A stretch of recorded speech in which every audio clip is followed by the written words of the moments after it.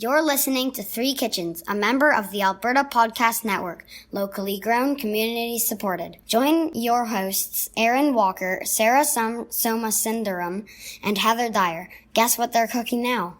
This episode of Three Kitchens is brought to you by the Calgary Foundation, proudly supporting community needs for 65 years. Empathy, kindness, generosity. We are united in our desire to give, to inspire hope, and transform the lives of people who are struggling in turbulent times, and the Calgary Foundation is here to help. From mental health programs to environmental causes, the Community Knowledge Center website features profiles of charitable organizations, all searchable by area of interest. Be inspired by compelling stories. Be informed of innovative work. Be responsive to the needs. To connect to hundreds of outstanding charitable organizations serving our community, visit ckc.calgaryfoundation.org. To learn more about the Calgary Foundation, visit calgaryfoundation.org.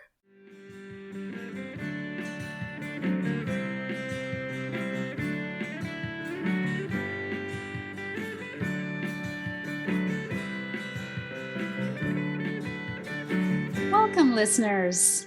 We're back with another episode. How are you guys today? Good. Doing well, thank you. I've got a funny story for you. Oh, good. So last night, my husband and I were sitting down and talking about a schedule for the next couple of weeks. And it has somehow, like, our weeks have gotten really booked up.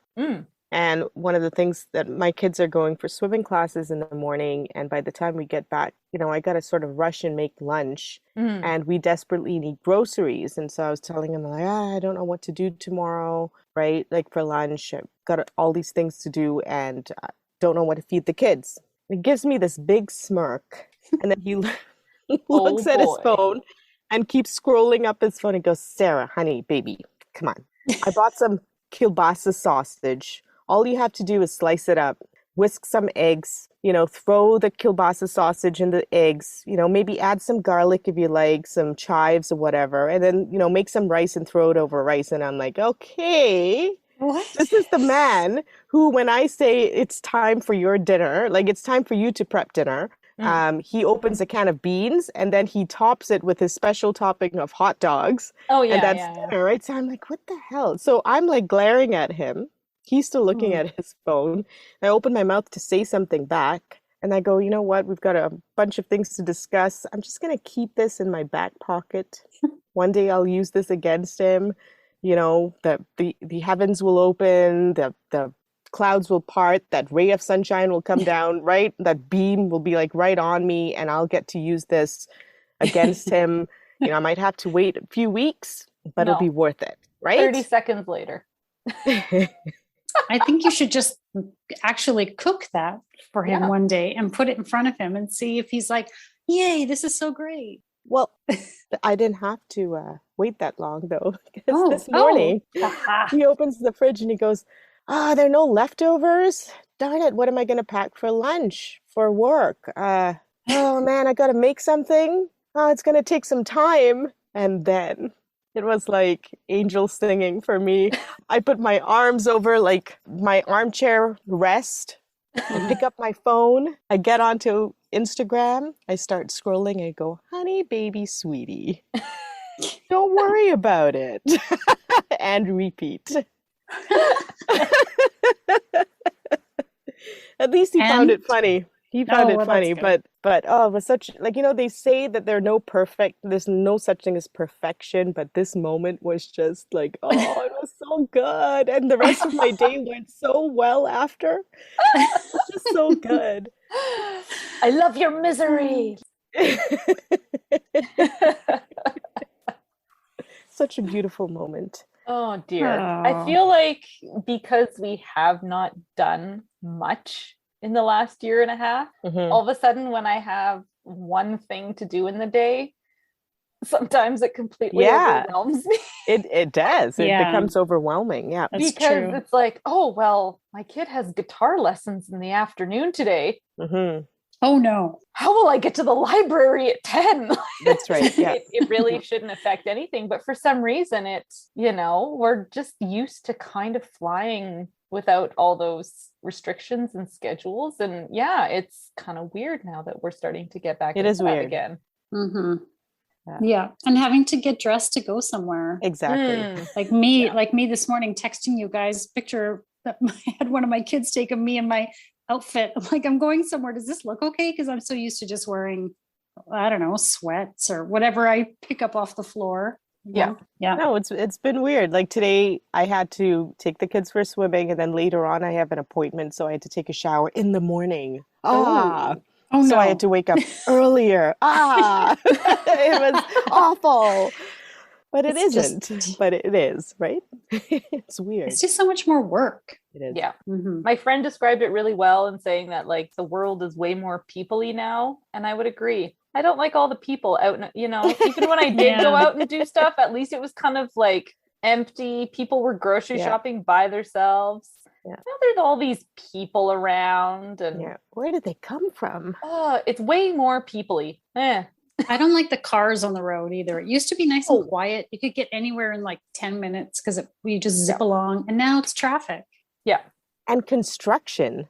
Yeah. You see the amount of construction there is out in Calgary? Like we take the same route to the swimming pool every single day. And every single day there's a new construction spot where we have to like go around and detour. It's weird. Yeah. Yeah. Well, Heather? Yes, Erin? Are you making kielbasa with egg and throwing it on rice, Heather? I'm not making that. This episode, I'm talking ice cream. Yummy. How funny. I just had some for lunch. Yes, I noticed that. I noticed you were eating ice cream. Probably a little bit different though, because you guys know my body's aversion to milk products.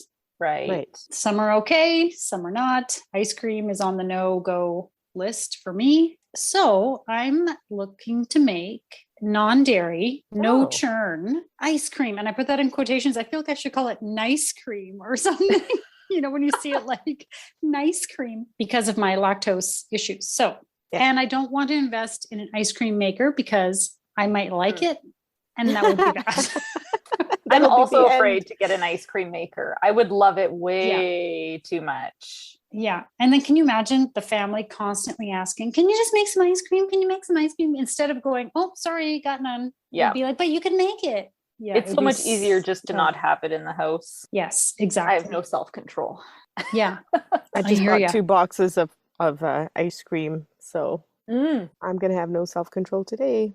There you go. Let's hear this ice cream, cream stuff. I feel like the majority of, it's like my adult life mainly that I've had troubles with dairy. And when you go to like an ice cream shop, even the nice ice cream places, it's like, oh, so what do you have that's dairy free? Or usually I ask for vegan because that's usually the category it's in. Oh, sorbet. It's like, oh, if I have to see like rainbow sorbet or sherbet or whatever on like, no, I don't want that. That's, to me, that is not the same thing as ice cream. Like I want the creamy, I want it to taste just like the other stuff, but made with something I can eat. Right. It's can be so disappointing. There's many more options now. If you go certainly locally here, there's lots of good vegan options. It is better, but you have to search them out. Then you don't always get a choice of flavor. It's like, well, whatever the one vegan flavor is. I was going to say, your option is whatever one thing they've made. It's not like you're standing there going through. What should I pick? It's like, oh, which one do I get? Right. Yeah.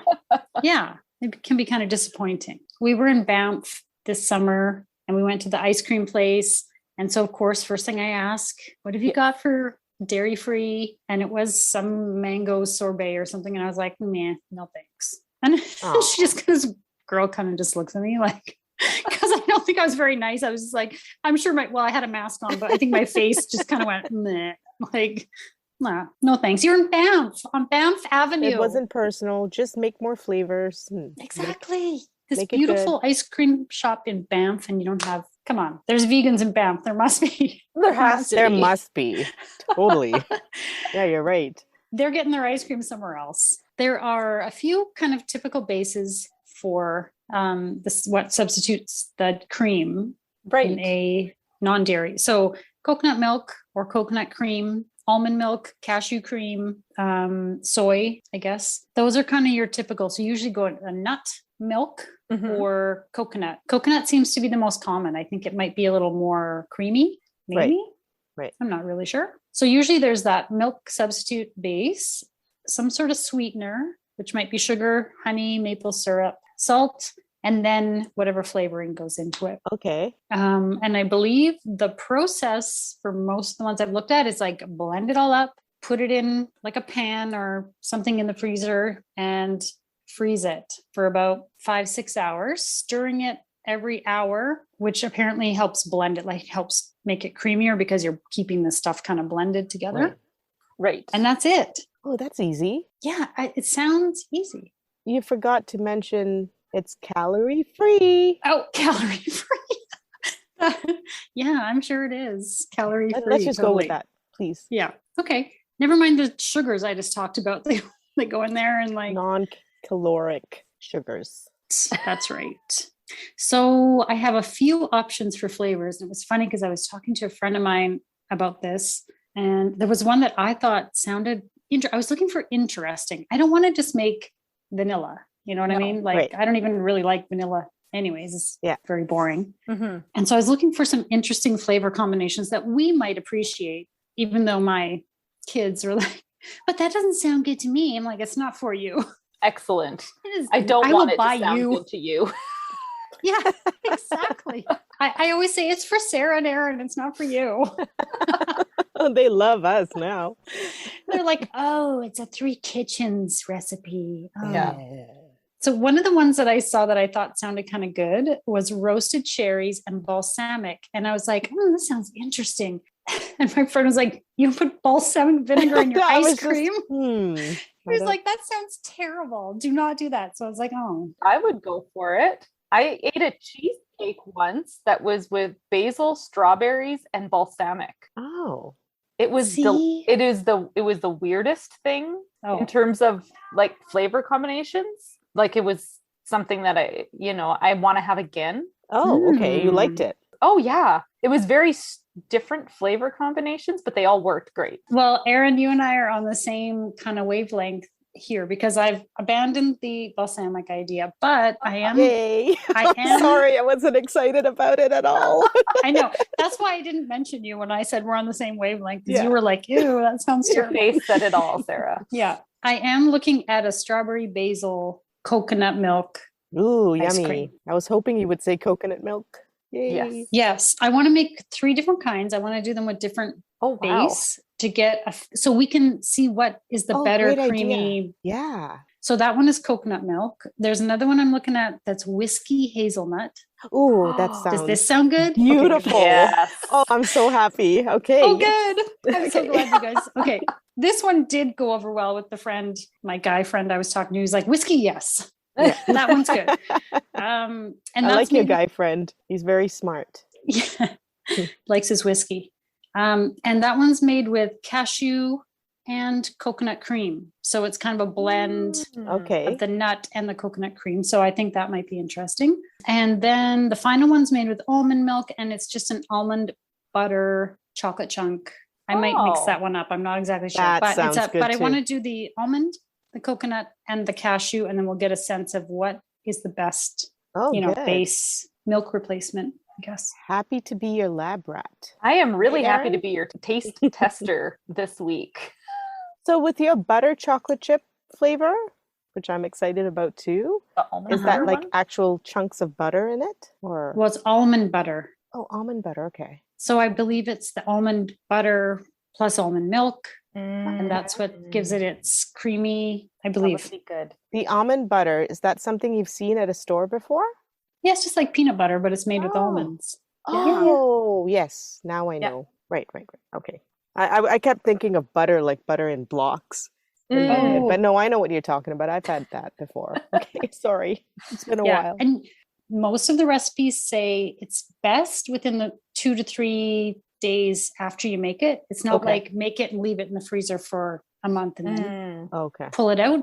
So I got to time it when we can have a nice little ice cream tasting party. I'll reduce some balsamic to go with your strawberry basil or something, or I'll pick some up at the store or something and see if I can bring it, because I'll and we'll make you try it too, Sarah. But I think I will enjoy it. But on the side, right? On the side. And then we'll try it out.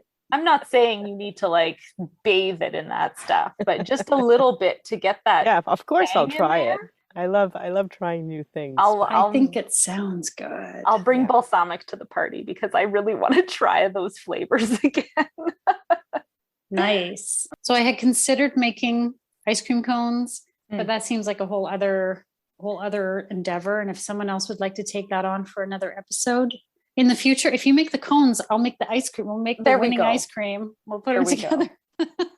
I once tried to, and the bowls like flattened. Oh. I don't know. I can't remember what I did, but it didn't work. Or store-bought cones. Those are just good. Mm-hmm. They have little waffle bowls that you can buy. Yeah, exactly. There you go. Yeah, that sounds delicious. That sounds amazing, Heather. I'm really interested to see how this turns out. You know what's interesting? I think the one with the coconut milk base, some of the coconut milk you just use as is out of the can, and you, like, you'd split the can and you freeze some of it in advance in cubes. And then when you blend it together, you're blending the frozen with the liquid to help thicken it. Yeah, I thought that was kind of an interesting method. That is interesting. So, I mean, it's everything from as simple as like throwing, this is something I've done, like frozen banana with a scoop of peanut butter and blend it up, and there you go, to like some of them are a bit more involved with cooking, like the base, or like blending this and then adding that. And so I will choose the recipes, and then we'll be able to break down the actual process a little better. Exciting. For part 2. Sounds so good. Yes. Let's try them all. I'll make them all. I mean, if I'm going to, I don't think the making of it is time consuming. It's just the stirring it every hour while they're freezing. So I may as well do it all at once, right? Yeah. I've got 3 of them going, just do them all at once. That makes sense. And then we'll taste them all, and we can determine which one is our favorite base. Do you have time to make this for tomorrow's skate date? I don't know. I do have to go to the grocery store still, so maybe I could get a few there you things. go. I don't know. I don't know about that. Garlic and ice cream together. All right, listen to this quick ad, and then we'll be back with more about nice cream. Nice cream? Nice cream. It's nice. Nice. Most of the time, I just want to go out for ice cream, because if it's in my house, I'm just going to eat it, like every day. So I like the vegan option at Village Ice Cream in Calgary. And if you're in the area, you might want to stop in and give it a try. You're at the mercy of whatever flavor they happen to have at the time, but they're usually pretty good. So go check it out. Today's episode is brought to you by Bessie Box, delivering healthy, naturally raised meat and seafood right to your door. Bessie is a small team in Alberta that delivers local food straight from the farm to you. Choose from Alberta grass-fed and finished ground beef to sustainable Atlantic salmon from BC. You can order on your schedule, whether it's a one-time order or a regular subscription to your favorite Bessie Box. All conveniently flash frozen and portioned, so you always have healthy meat and seafood ready to cook up a storm. Go to bessiebox.com to order yours now. Plus, APN listeners can use the promotion code APN10 to save 10% off your first order. That's code APN10. Enter it on checkout at bessiebox.com to save 10% off your first order. Well, here we are, back to find out if your ice cream was nice or not. Nice? Ice cream? Or was it like, wah, wah? Okay, so I made 3 versions, and I would say one of them was wah, wah. I would say that. So let's start with that one and get it out of the way, because I don't think any of us really liked it all that much. I didn't hate it. No, it was just okay. So this was a strawberry basil ice cream from a website called Heal Me Delicious. It is made with coconut milk ice cubes. So you're freezing coconut milk and frozen strawberries. And first you're putting those into your blender to chop them all up.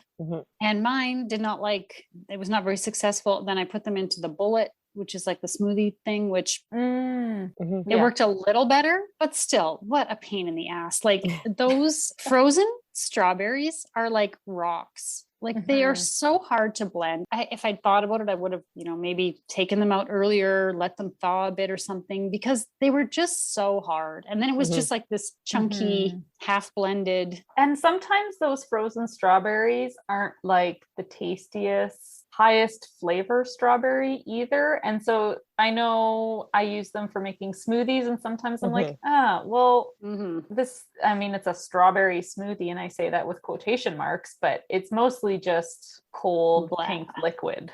Yeah, you need something else with it, with flavor, like a banana or some fresh strawberries even would have been better. So I was wondering that too. I think, if you're going to make something like this, I wouldn't make this again. But if I were to try to improve it, I would say take fresh strawberries, maybe freeze them like halfway. That's so they're easier to blend, but they're cold and fresh, and maybe they'll taste better. So you do that, and then putting in coconut milk that has not been frozen. So that's your liquid, and a basil simple syrup, which is made by simmering, or kind of not quite a boil, but simmering fresh basil and water.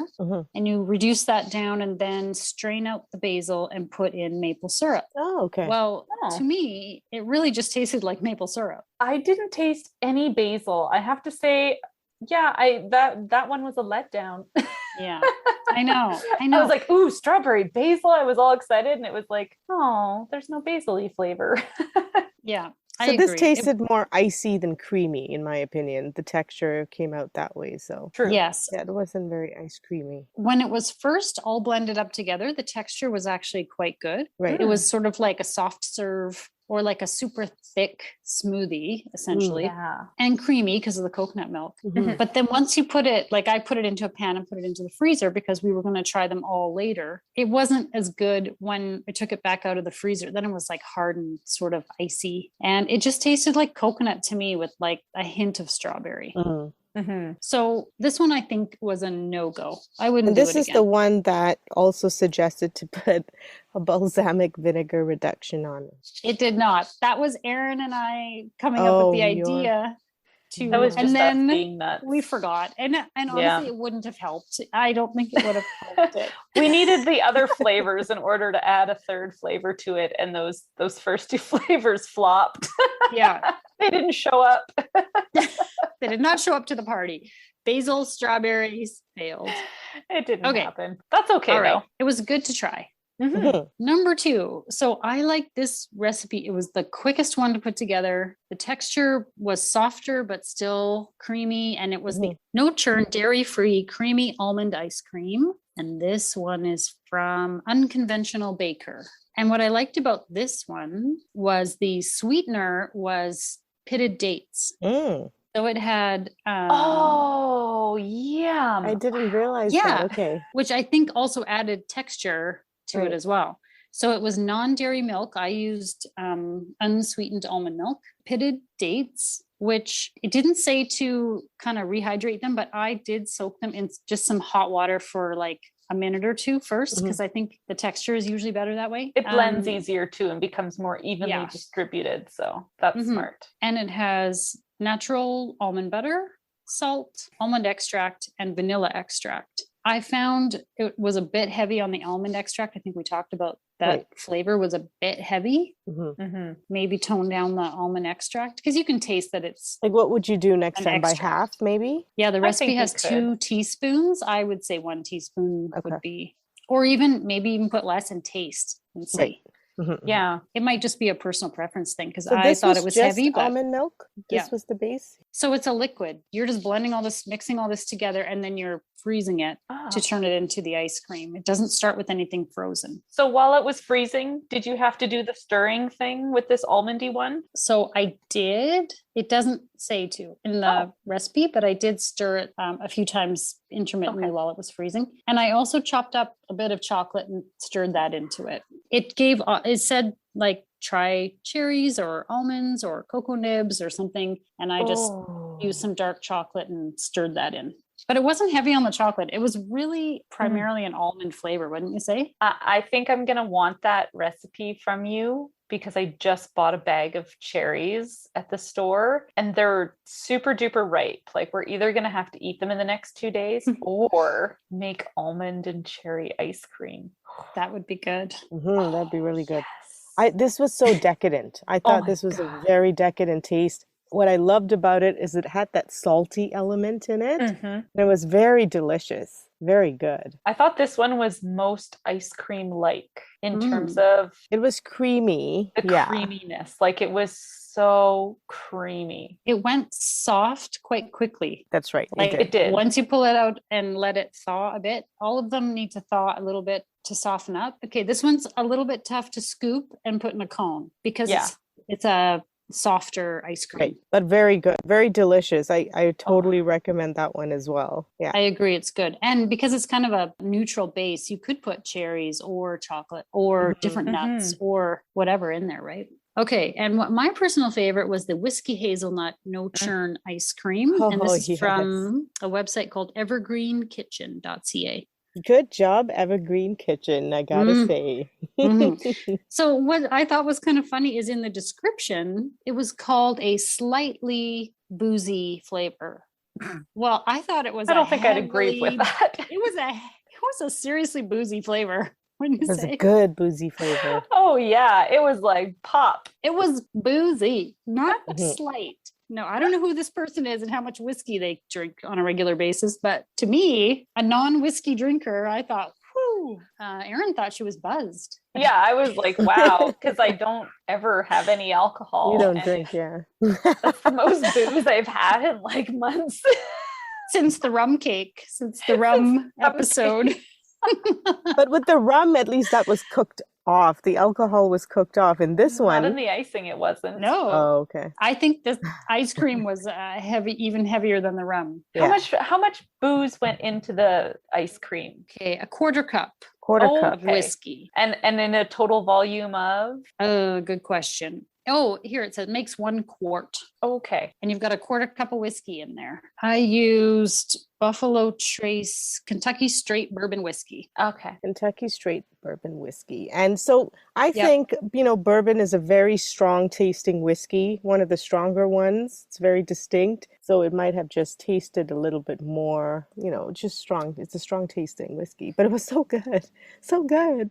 I thought it was really good, but I actually would tone down the whiskey just a little for my personal taste. I thought it was like, oh, see, and I so would not. It was a hit. I don't think my kids would enjoy it at all. That taste of whiskey. But no, I don't think they would. It. I think it would be something that the husband and I would indulge in. Totally. Oh, I think it's better to have treats for yourself that the kids think are gross. Yeah. Yeah, totally. Yeah. It's bad enough they want to drink the beer. Like, oh, I know. Like, you can't also have the whiskey. I made this mistake with my husband when we first started dating and first, started getting to know each other and living with each other. I'd be like, oh, you have to try this. Well, all these things that I've introduced him to and that he now likes, then he eats all of it. And I don't have my treats anymore. And I'm like, damn it. You have to share. I don't want to share. And maybe this is my only child problem coming through, but yes. I totally get it, Erin. Okay, don't worry. Thank you. Because I don't want to share anymore. I'm tired of sharing. Yeah. So when my kids are like, ew, this is gross. Sometimes I'm like, excellent. Keep it that way. Exactly. The fact that they don't like the olives. Yeah.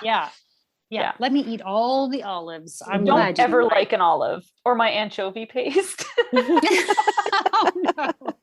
Somebody else has been putting it on their finger and eating it. Yeah. I'll smell right away who that is. Totally. Oh boy. So yeah, I had a hard time between the whiskey, which I thought was a really refined, grown-up, adult total ice cream like treat, and of course my love of chocolate and that almond butter in the other ice cream. I can't decide, but I think if I were to make one of the three again, it would be the whiskey one. Yeah, and I actually like those two in the same bowl together, like a little bit of each on your spoon. Those were they good both together. Tasted good together. That's what I went back for seconds for. Is I went for the combination of those last two, and then I just kind of spooned, like you said, out of both. Yeah. Yum, yum. They're good together. I'm never like the biggest ice cream fan.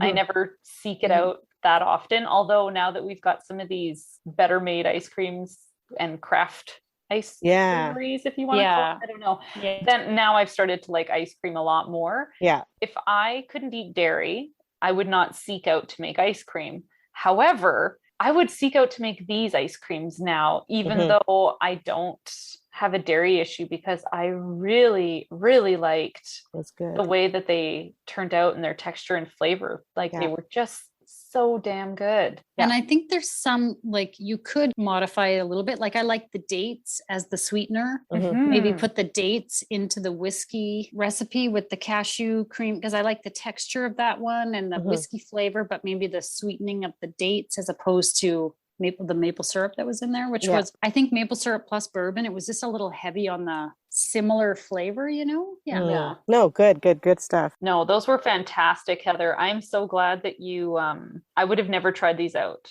Exactly. It was like going to a restaurant and trying something you've never heard of. Yeah. You know, you kind of understand what it is, but a totally different take on it. That's what we had for ice cream. It was good. That's a good way of putting it. And I know it was not entirely calorie free because sugar element. Don't be silly.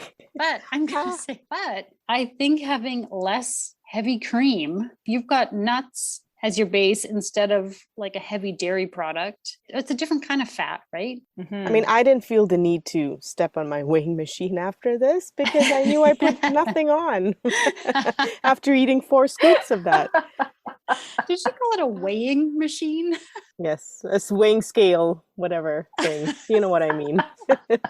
Well, I'm glad you enjoyed at least 2 out of 3, because you never know when you're trying something completely new if it's going to work or not. But you know what? Now that the strawberry basil thing failed, I think I'm going to go run around and try to find some sort of strawberry basil balsamic thing that we can force Sarah to eat with us. Your balsamic vinegar and ice cream. I may like it. I have tried many things that have surprised me, so there you go. I'll try it. We just need a really good strawberry basil ice cream to start with, and then we can introduce the balsamic element to it. All right, I'm game. All right. Thanks for coming along with me on my search for a no churn, non-dairy. I know it all sounds kind of boring, like, I'll just eat ice cream already, or it kind of sounds like a Starbucks order with your ice cream. Yeah, exactly. Sometimes it just sounds so fussy and particular and ridiculous that it's like, just don't eat it. You know, if I was hosting and I knew that somebody had an allergy, I would just make, this is the type of thing that you can make for everyone, and everyone would be happy with it. Everyone could enjoy, totally. You know, you don't have to be like, oh, and you get the sorbet on the menu. You know, like the sorbet. Well, right. The rainbow sherbet, which is always at the ice cream shop. Yeah. Right. And I suggest making it, like I made it in the morning and then we ate it after dinner. And I think that's the way to go, because I still had a little bit today. I wanted to take it out of the freezer because I know it doesn't last a super long time. So I was like, we're either going to eat it. This was after lunch. And I was like, okay, kids, do you want ice cream? Like, we're either going to eat it or I'm tossing it out. And honestly, the texture doesn't hold up over time. Okay. Like the strawberry was like way too hard. And the other ones were sort of almost seemed separating a little bit or something. Like they don't stay nicely blended together over days. Like it's 2 days later. I would say make it the day you're going to eat it, enjoy it, don't keep it. Finish it all up. Finish it. Eat all the whiskey. What a chore. And don't stand on the scale after. No need. Don't get on your weighing machine. That's Stay away from the weighing machine. Don't drive after you eat all that whiskey. Maybe. No, that was delicious, Heather. Yeah. Thank you. Good job. You're welcome. Another good one. Awesome. Yeah. That was a winner. Well, mostly a winner. Mostly. 2 out of 3 is not bad. Hey, still passing. 2 out of 3 is better than a pass. I'll take it. All right. Until next time. Bye, guys. Bye-bye. See you later. And now for the fine print. You can find recipe information and photos on Instagram and Facebook at 3 Kitchens Podcast. Why don't you leave us a comment? Give us ideas for future episodes. We'd love to hear from you. And of course, if you like and subscribe and follow, all of those things help other people find us. The strawberry was my favorite. Me too.